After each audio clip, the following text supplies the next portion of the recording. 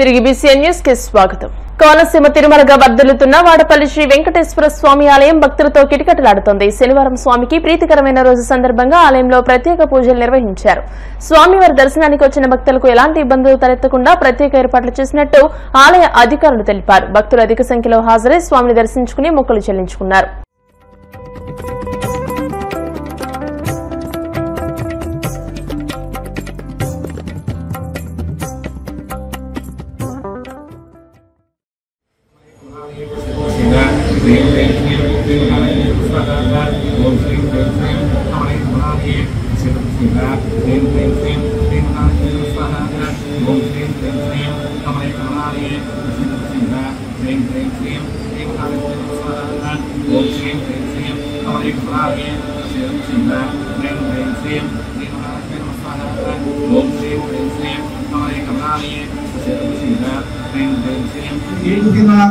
ఏ సంకల్పం ఆచరించారో ఆ సంకల్పం తప్పని మనస్ఫూర్తిగా స్వామివారిని వేడుకోండి.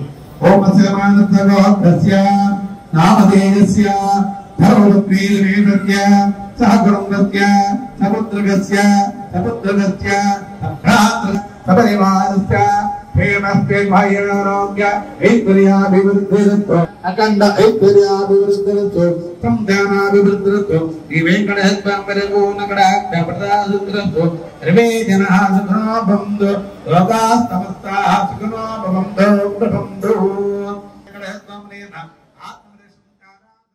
తూర్పుగోదావరి జిల్లా రాజమహేంద్రవరం సమీపంలోని కడియం మండలం మాధవరాయుడుపాలెం పంచాయతీ పరిధిలో చైతన్యనగర్ కు చెందిన డొక్క ఈశ్వర్ శ్రావణుల కుమార్తె మోహనకు అత్యంత అరుదైన వ్యాధి స్పైనల్ మస్క్యులర్ ఆట్రోఫీ టైప్ 1 సమస్య వచ్చింది. అయితే ఈ అమ్మాయికి 2 ఏళ్లలోపు ఇంజెక్షన్ ఇవ్వాల్సి ఉంటుందని, అప్పుడు మాత్రమే ఆ పాప ఆరోగ్యంగా ఉండగలుగుతుందని, లేకపోతే పాప ప్రాణానికే ప్రమాదమని వైద్యులు తెలియజేశారు. అప్పటి వరకు 6 లక్షల రూపాయల విలువైన సిరప్ ను పాపకు అందించాల్సి ఉంటుందని అన్నారు. ఈ నేపథ్యంలో కేంద్ర ప్రభుత్వం ద్వారా ఈ ఇంజెక్షన్ కు అవసరమైన 16 కోట్లు మంజూరుకు సహకరించాలని ఆ పాప తల్లిదండ్రులు రాజమహేంద్రవరం విచ్చేసిన కేంద్ర మంత్రి గజేంద్ర సింగ్ షెకావత్ ను కలిసి మొరపెట్టుకున్నారు. ఇప్పటికే ఈ పాప వైద్యం విషయం రాజమహేంద్రవరం ఎంపీ దగ్గుపాటి పురంధరేశ్వరి దృష్టిలో ఉన్నందున ఆమె ఈ వ్యాధి గురించి కేంద్ర మంత్రికి వివరించారు. ఇంజెక్షన్ ఖర్చు మంజూరుకు కేంద్ర ప్రభుత్వంతో చర్చించడానికి కేంద్ర మంత్రి షెకావత్ హామీ ఇచ్చారు.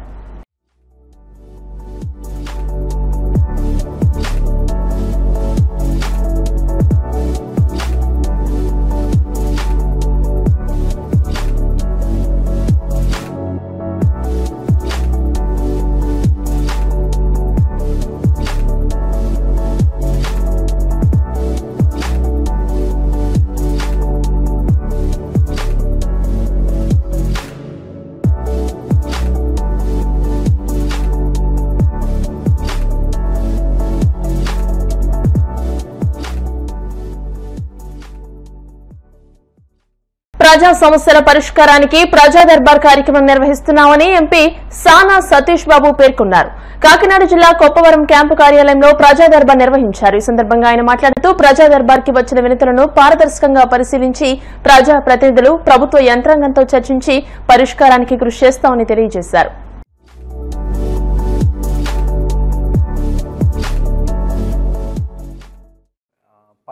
గ్రీవెన్స్ డే సందర్భంగా ఈవేళ నేను మా కార్యాలయంలో కూర్చోవడం జరిగింది.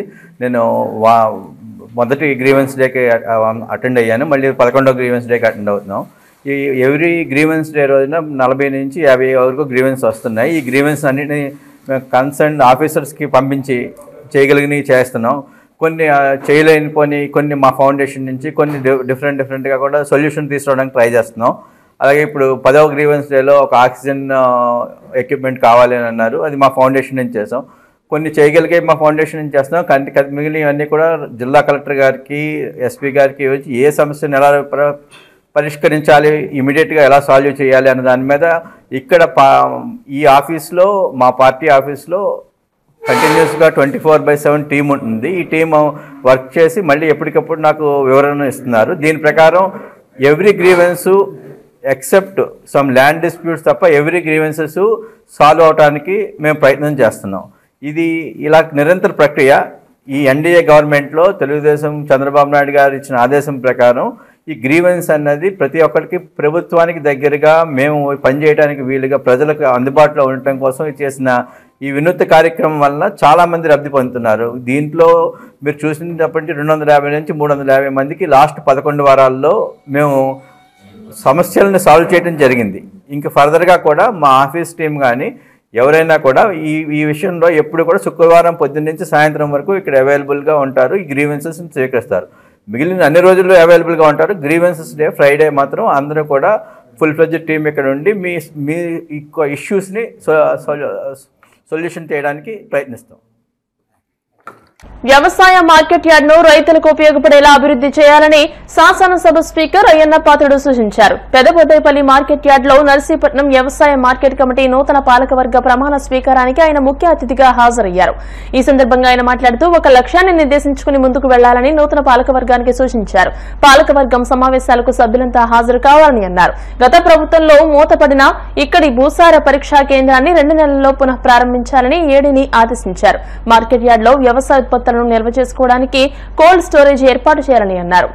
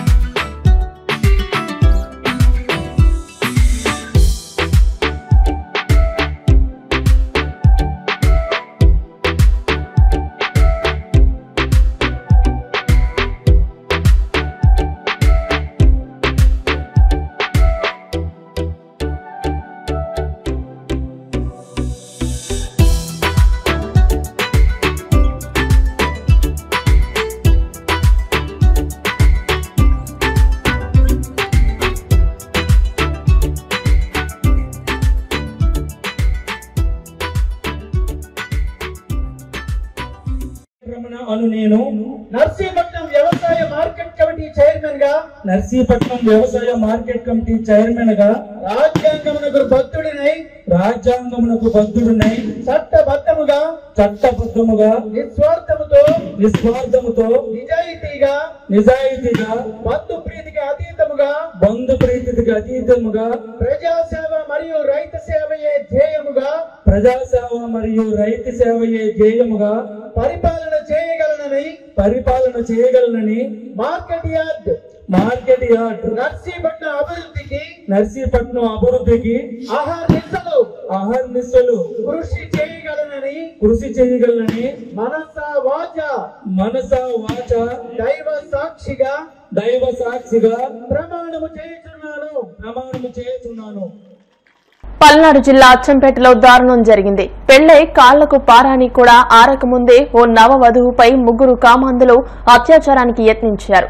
బాధితురాలైన మహిళకు ఇటీవలే వివాహం జరిగింది. అయితే భర్తతో పాటు ఇంట్లో వాళ్లు పనికి వెళ్లడంతో బాధిత మహిళ ఒక్కతే ఇంట్లో ఉంది. అది గమనించిన 3 వ్యక్తులు తమ వక్రబుద్ధికి పని చెప్పారు. బాధిత మహిళ ఇంట్లోకి బలవంతంగా చొరబడి ఆమెను బంధించారు. తర్వాత ఒకరు వీడియో తీస్తుండగా మరో 2 ఆమెపై అత్యాచారం చేసేందుకు ప్రయత్నించారు. అప్పుడే ఆమె భర్త ఇంటికి రావడంతో సీన్ రివర్స్ అయింది. బాధిత మహిళ భర్త ఇంటికి రావడాన్ని గమనించిన 3 నిందితులు అతనిపై దాడి చేసేందుకు ప్రయత్నించారు. ఇంతలో స్థానికులు కూడా ఈ దాడిని గమనించడంతో నిందితులు అక్కడి నుండి పారిపోయారు. దీంతో తనకు జరిగిన అవమానాన్ని భరించలేకపోయిన బాధితురాలు మనస్తాపానికి గురై ఆత్మహత్యకు యత్నించింది. కుటుంబ సభ్యులు ఆమెను వెంటనే స్థానిక హాస్పిటల్ కు తరలించారు. ప్రస్తుతం సదరు మహిళ హాస్పిటల్లో చికిత్స పొందుతుంది. స్కూల్కి వెళ్ళిన కాంచి ఎమ్మడబడుతున్నారు.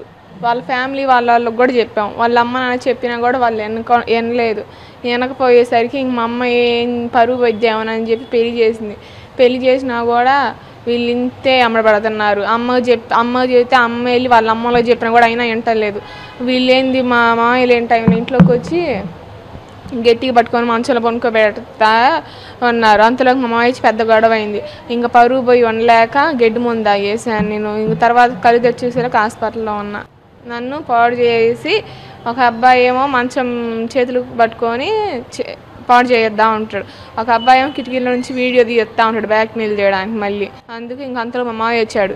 వచ్చి ఒక దెబ్బ జరగగానే వాళ్ళు పెద్దగా లాచి అందరూ వచ్చారు. అందరూ వచ్చి చూసి నీ తప్పు లేకుండా వస్తారా నన్నే అన్నారని ఇంక ఇంట్లోకి వెళ్ళి గడ్డి ముందు తాగేశాను. వార్తలు ముగించే ముందు ముఖ్యాంశాలు మరోసారి. ఆంధ్రప్రదేశ్ ను ప్రపంచ స్థాయి పర్యాటక కేంద్రంగా తీర్చిదిద్దుతామన్న CM Chandrababu. Wellness, happiness destination గా రాష్ట్రాన్ని అభివృద్ధి చేస్తామని స్పష్టీకరణ. సింగయ్య మరణాన్ని కూడా చంద్రబాబు రాజకీయం చేస్తున్నారన్న వైసీపీ ఎమ్మెల్యే చంద్రశేఖర్. తప్పుడు కేసులతో దిగజారుడు రాజకీయానికి పాల్పడ్డారని ఆగ్రహం.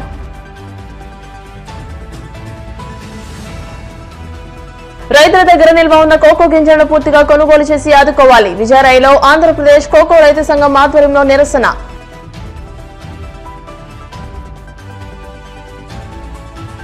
గోవిందనామ స్మరణతో మారుమోగిన కోనసీమ తిరుమల. వాడపల్లి వెంకన్న దర్శనానికి పోటెత్తిన భక్తజనం. ఈ వార్తలు ఇంతటితో సమాప్తం. మరిన్ని వార్తల కోసం BCN digital YouTube channel, Facebook page ని ఫాలో అవ్వండి. అప్డేటెడ్ వార్తల కోసం ప్లీజ్ సబ్స్క్రైబ్.